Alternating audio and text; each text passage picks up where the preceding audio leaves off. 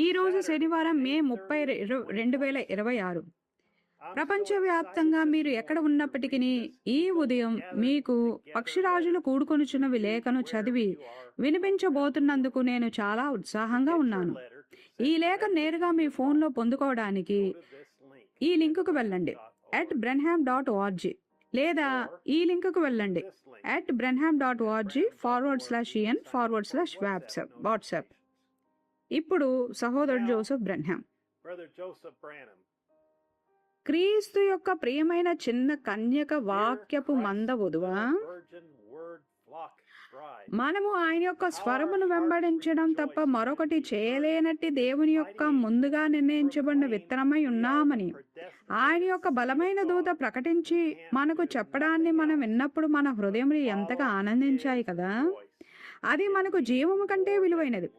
మీరు మా ప్రాణములను తీసుకొనవచ్చును, కానీ మీరు ఆయన స్వరమును తీసుకోలేరు.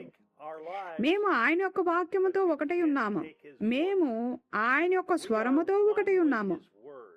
మేము ఆయనతో ఒకటై ఉన్నాము.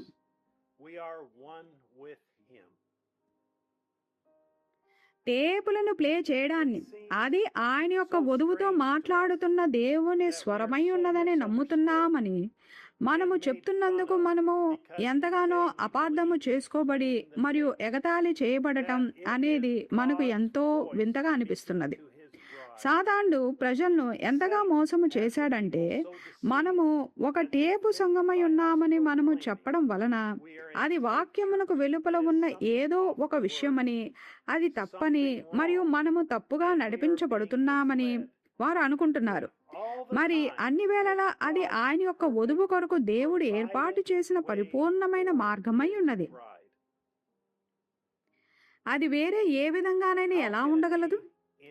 పలుకబడిన ఒక్క మాటను మీరు తప్పుగా అనువదించినా గాని మీరు తప్పిపోయినట్లే. వారు సరి అయిన ఉద్దేశమును మరియు లక్ష్యమును కలిగి ఉండవచ్చును, కానీ తప్పై ఉండవచ్చును. ఒకరు పరిశుద్ధాత్మతో అభిషేకించబడి కూడా తప్పై ఉండవచ్చును.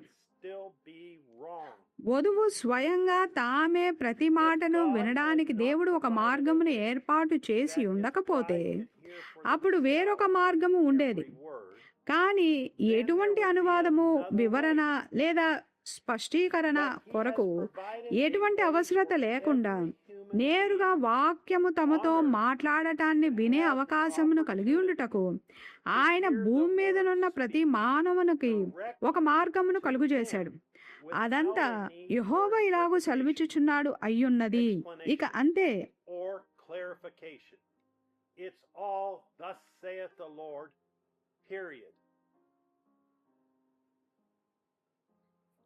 ఆయన యొక్క వధువుగా ఉండుటకు మనము వాక్యముతో నిలిచి ఉండాలని మనమందరము ఏకీభవిస్తాము. మనకు అవసరమైన ప్రతిదీ సరిగ్గా ఇక్కడే రాయబడి ఉన్నదని, కేవలం పరిశుద్ధాత్మ ద్వారా అనువదింపబడటం అవసరమై ఉన్నదని నేను నమ్ముతాను. వాక్యమునకు తన స్వంత అనువాదమును ఇచ్చుటకు భూమి మీద నుండి ఏ మనిషికైనా హక్కున్నదని నేను నమ్మను. ఆయన యొక్క వాక్యమును అనువదించడానికి దేవునికి ఎవ్వరూ అవసరం లేదు. ఆయనే తన స్వంత అనువాదకుడు. ఆయన దానిని చేస్తానని చెప్తే మరి ఆయన దానిని చేస్తాడు. ఆయన యొక్క ఎన్నుకోబడిన వధువుగా ఉండటానికి ఆయన యొక్క వాక్యముతో నిలిచి ఉండటం తప్ప వేరే ఏ మార్గము లేదని స్పష్టముగా ప్రభువు తన వధువుతో మాట్లాడి మరియు ఆమెకు బయలుపరిచాడు. దేవుడు స్వయంగా తానే తన సొంత వాక్యము అనువదించుకుంటాడు మరియు దానికి తమ అనువాదమును జత చేయడానికి ఎవరికీ హక్కు లేదు. ఆయన యొక్క ప్రవక్తే ఆయన యొక్క వాక్యమునకు అనువాదకుడని కూడా వాక్యము చెప్తున్నది. ప్రజలకు ఆయనే దేవుని స్వరమై ఉన్నాడు. ఆయన చెప్పేది మన దినమునకు వాక్యమై ఉన్నది. టేపులలో ఉన్న దేవుని స్వరమును వినడం ద్వారా మనము నెరవేర్చబడుచున్న ప్రవచనమై ఉన్నాము. దేవుని యొక్క నిర్ధారించబడిన స్వరం మీతో మాట్లాడటాన్ని వినడం కంటే ఎక్కువ శక్తి గలది, ఎక్కువ పవిత్రమైనది, ఎక్కువ తృప్తినిచ్చేది, ఎక్కువ పరిపూర్ణమైనది మరేదీ లేదు.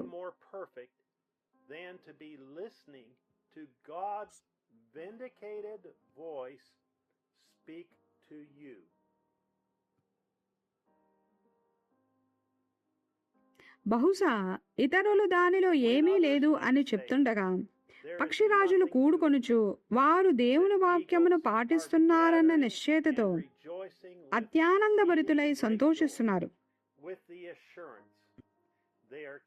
మీకు ఒక టేపు యంత్రం ఉన్నట్లయితే ఒక గుంపు ప్రజలను పోగు చేసి మరియు దానిని ప్లే చేసి మరియు జాగ్రత్తగా వినండి అని ఆయన మనతో చెప్పాడు.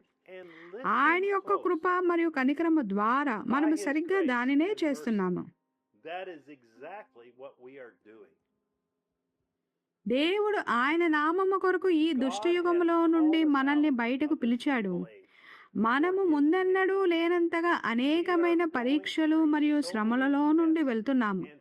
వాడి సమయం ముగింపునకు వచ్చిందని వాడికి తెలుసు గనుక సాతానుడు యుద్ధ మార్గములో ఉన్నాడు. నేను ఆయన యొక్క వధువై ఉండగా మరి నేను ఎందుకని ఈ శ్రమలన్నిటి గుండా వెళ్తున్నాను అని మిమ్మల్ని మీరు ప్రశ్నించుకోవచ్చు. మీరు ప్రత్యక్షపరచబడుతూ పరీక్షించబడుతూ మరియు మనము ఆయన యొక్క వధువై ఉన్నామని సాతానుడికి రుజువు చేయబడుతున్నారు. మనము శరీరంలో ఉన్న వాక్యమై ఉన్నాము. మనము వాక్యమును పలుకగా అది నెరవేరుతుంది. అది యెహోవా ఇలాగూ సెలవిచ్చుచున్నాడు అయ్యున్నది. దేవుని యొక్క స్వరము నేరుగా సాతానుడితో మాట్లాడి మరియు వాడికి ఇట్లు చెప్పడాన్ని మనం కలిగి ఉన్నాము. సాతానా, నీవు ఓడించబడ్డావు. నీవు ఒక అబద్ధికుడవు మరియు నీవు దేవుని వాక్యమునకు లోబడి మరియు ప్రజల నుండి బయటకు వెళ్ళాలని దేవుని యొక్క సేవకునిగా మరియు సేవకులుగా యేసుక్రీస్తు నామంలో మేము ఆజ్ఞాపిస్తున్నాము. ఎందుకనగా నా నామంలో వారు దెయ్యములు వెళ్ళగొట్టుదురు అని రాయబడి ఉన్నది.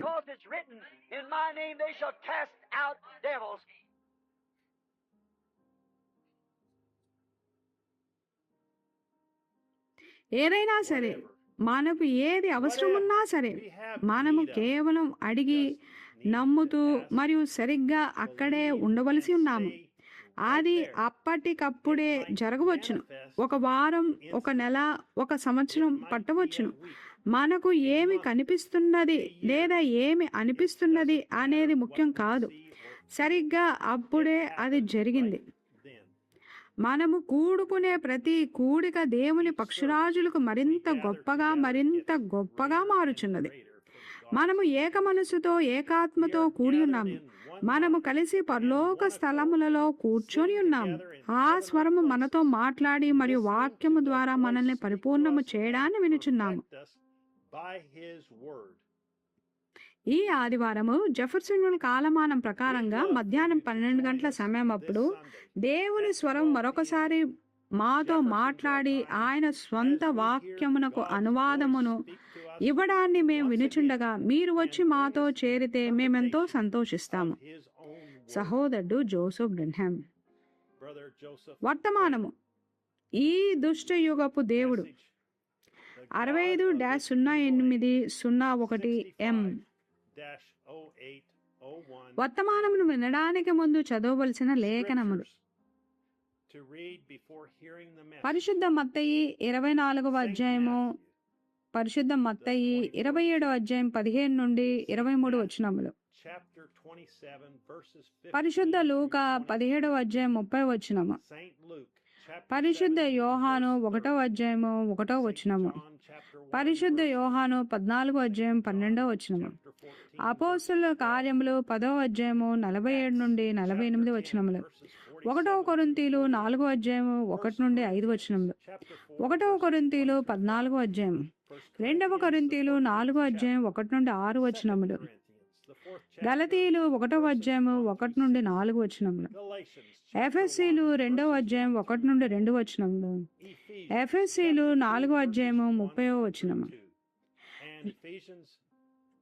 2వ తెస్సలోనికలు 2వ అధ్యాయము 2 నుండి 4 వచనములు. 2వ తెస్సలోనికలు 2వ అధ్యాయము 11వ వచనము. హెబ్రీలు 7వ అధ్యాయము. 1వ యోహాను 1వ అధ్యాయము.